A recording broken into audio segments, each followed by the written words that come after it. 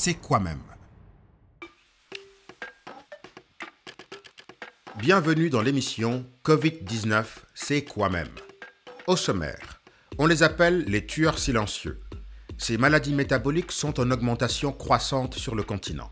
Diabète, hypertension artérielle ou l'obésité font plus de dégâts avec le Covid-19. Un reportage à l'hôpital du Mali, à suivre tout de suite. Au Burkina, les artisans tirent le diable par la queue. Avec la fermeture des aéroports, le tourisme qui portait à bras le corps ce secteur peine à survivre. Les acteurs de l'artisanat appellent à la consommation locale pour sauver le secteur. Retourner à l'école à tout prix. Tel semble être le slogan des autorités dans plusieurs pays d'Afrique de l'Ouest. Au Niger, la reprise des cours s'accompagne souvent d'une nouvelle organisation pour les parents d'élèves. S'approvisionner en fruits et légumes de qualité grâce à des circuits courts est le pari de Abdel Razak Belemguéré, de l'association Béonéré au Burkina Faso. Notre initiative citoyenne nous amène dans une ferme biologique à proximité de Ouagadougou. Comme dans chaque émission, notre Corona compte avec Binda Ngazolo, qui va une fois de plus dompter le coronavirus avec ses mots. Interprétée dans 6 langues, Bambara, Songhai, Dogon, Tamashek et Bois, la chanson Stop Coronavirus permet de transmettre un message de solidarité et de soutien face à cette pandémie mondiale.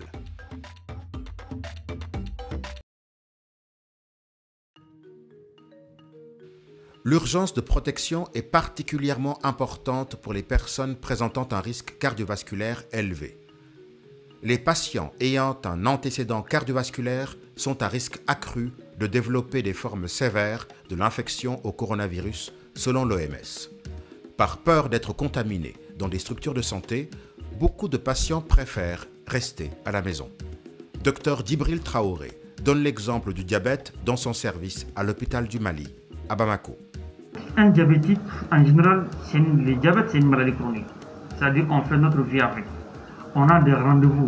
Ceux qui sont bien équilibrés, on peut donner un rendez-vous de 3 mois. Ceux qui ne sont pas bien équilibrés, on peut donner un rendez-vous de 15 jours ou bien 1 mois. Mais les patients avaient eu peur de venir à l'hôpital parce que du fait qu'il y a des cas de Covid qui sont hospitalisés à l'hôpital du Mali. C'est pour cela que beaucoup de nos patients avaient déserté. Et que moi-même, je faisais beaucoup de prise en charge à travers les téléphones, même les réseaux sociaux, WhatsApp. Parce que quand je connaissais que s'ils ne sont pas déséquilibrés, je leur disais de continuer avec leurs médicaments, en attendant quand je trouve un moyen pour se protéger. Mais de fait qu'on a compris le Covid et que tout le monde vraiment a vu la preuve des mesures barrières, franchement, maintenant, ça va. Les patients les plus exposés, en général, quand on essaie de voir dans la population générale, c'est d'abord les personnes âgées. Les personnes âgées parce que leur immunité est affaiblie avec l'âge et aussi dans notre domaine, le diabétique. Parce qu'une fois que quelqu'un est diabétique, l'immunité est affaiblie, surtout si le diabète n'est pas bien équilibré. Si le Covid les attaque seulement, souvent c'est fatal. Quand vous voyez le taux de décès au Mali, ça frôle aux alentours de 100. Mais quand vous voyez ces 100 patients décédés, la majeure partie c'est des patients qui sont âgés, diabétiques, hypertendus, des gens qui ont des problèmes respiratoires, que ce soit les pneumopathies, que ce soit l'asthme, il faut qu'on fasse attention. Il vit de la vente des objets d'art, surtout aux touristes. Mais depuis la fermeture des aéroports, son business ne marche plus.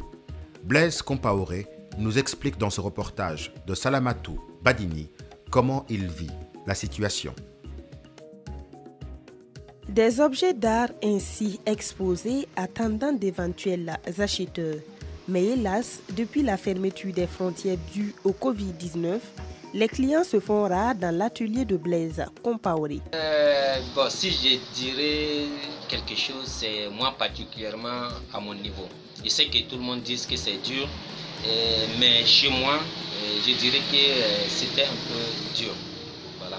Et du coup, on travaille beaucoup avec ceux de l'extérieur, ceux qui viennent souvent pour les conférences des autres pays, dans la sous-région, surtout à l'extérieur, comme le Canada, la France, toutes les différents pays. Donc c'est eux surtout nos clients. Voilà. Mais du moment qu'ils ont fermé les frontières, personne ne vient à notre niveau et que voilà, ceux aussi de notre pays ne viennent pas nous soutenir aussi. Dans ce contexte difficile, la consommation locale devrait être une alternative, d'où le cri de cœur de ce artisan. L'appel que j'ai à donner à nos autorités, ils n'ont qu'à nous soutenir en nous achetant aussi nos produits, parce que ce n'est pas que les étrangers qui doivent venir à notre niveau, mais que les nationaux aussi s'intéressent à nos produits. Blaise Compaoré n'est pas le seul à vivre ces difficultés. Bon nombre d'artisans burkinabés peinent actuellement à joindre les deux bouts, eux qui ont pour clients les étrangers. Dans beaucoup de pays, les élèves ont retrouvé les chemins de l'école, mais pas les habitudes d'avant. Au Niger, de nouvelles règles sanitaires accompagnent la reprise des cours et les parents doivent s'adapter. Un reportage de Aboubakar Moulaïka.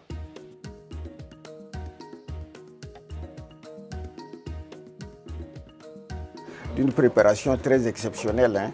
La seule chose qui est nouvelle dans la préparation, c'est de préparer le petit déjeuner de l'enfant à la maison avant qu'il n'aille, contrairement aux habitudes, et de quoi manger lors de la récréation. Je crois que ce n'est pas une grande contrainte, hein. C'est juste un tout petit peu différent de ce qu'on a l'habitude de faire. C'est pas assez compliqué.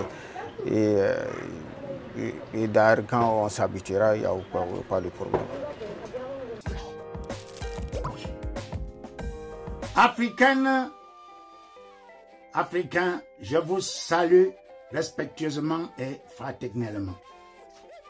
Je suis le professeur Massankap, argentologue diplômé de l'ancienne université sous l'arbre d'Abidjan Plateau, la Sorbonne, de la Pègle des Lagunes, la capitale de la Côte d'Ivoire, très clair.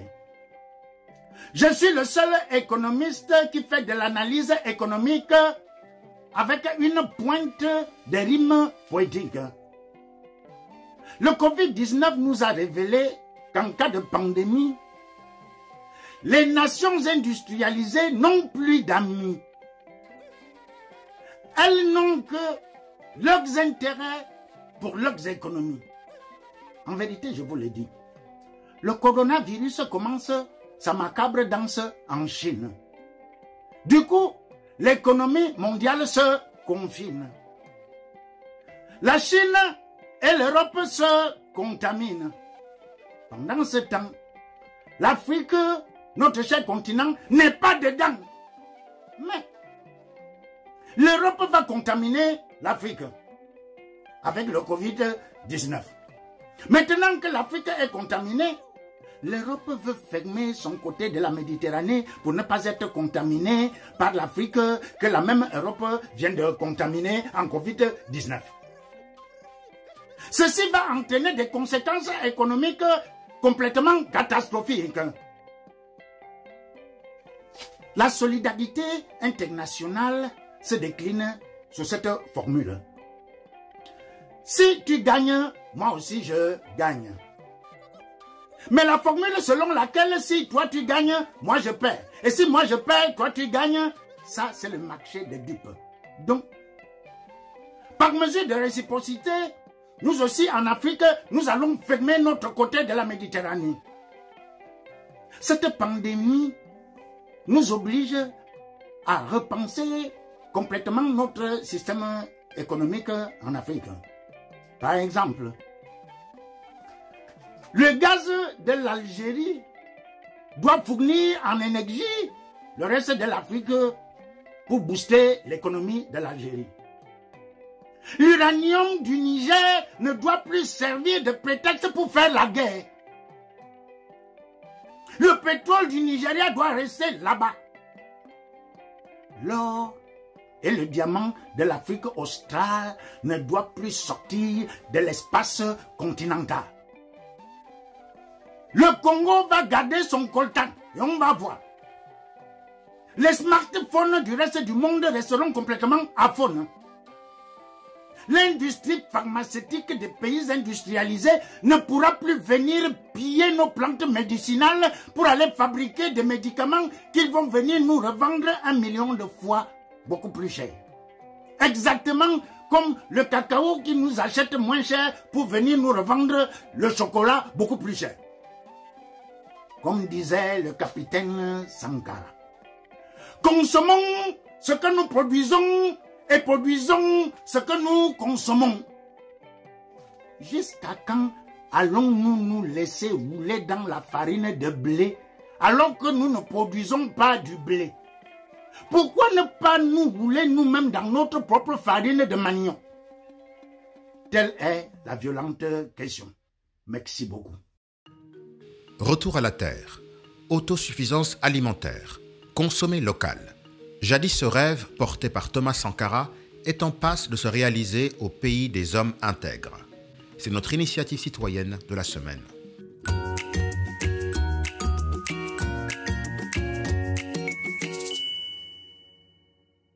Je suis Abdul Razak Belamigré, burkinabé. Je suis le directeur du centre de formation en agroécologie, qui est une ferme biologique à proximité de Ouagadougou, c'est-à-dire 20 km de Ouagadougou, à Rumtenga.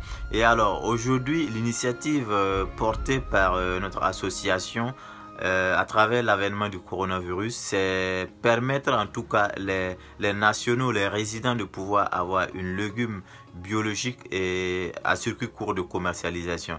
Donc à travers cette initiative qu'il s'agit de disponibiliser les légumes des paniers bio à ces consommateurs, on a des gens aussi, des femmes qui produisent à travers des jardins de cases, et ces jardins de cases produisent des légumes pour l'autoconsommation familiale des paysannes, mais aussi le surplus est revendu sur le marché biologique que nous avons créé.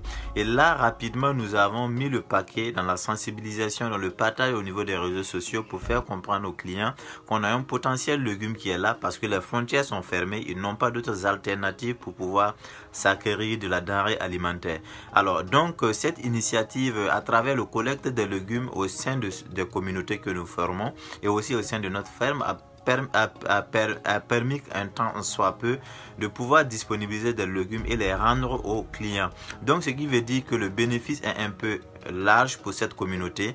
Les femmes en bénéficient d'un gain et aussi elles ont une visibilité, ainsi qu'au sein de notre ferme nous avons eu une grande visibilité et les clients savent un peu le source de leurs légumes.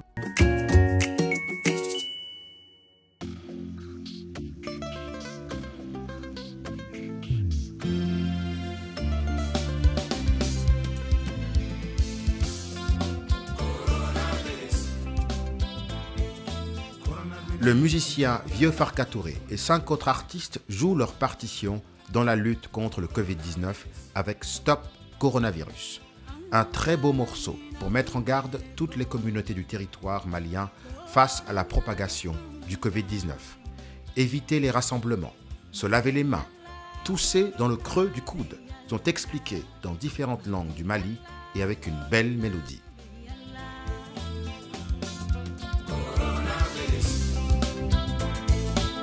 Nametiso, angantiso, jogodon. Coronavirus. Eso, mi baruza ma wesavere. Coronavirus. Ejula, corona de ejula. Ejula ne de corona de ejula. Ujo gojo de anole kale dono. Esige saude ne anole kale dono. Ejula, corona de ejula. Monu ni yoko de inweni kajwa de. Ne ejula, corona de ejula.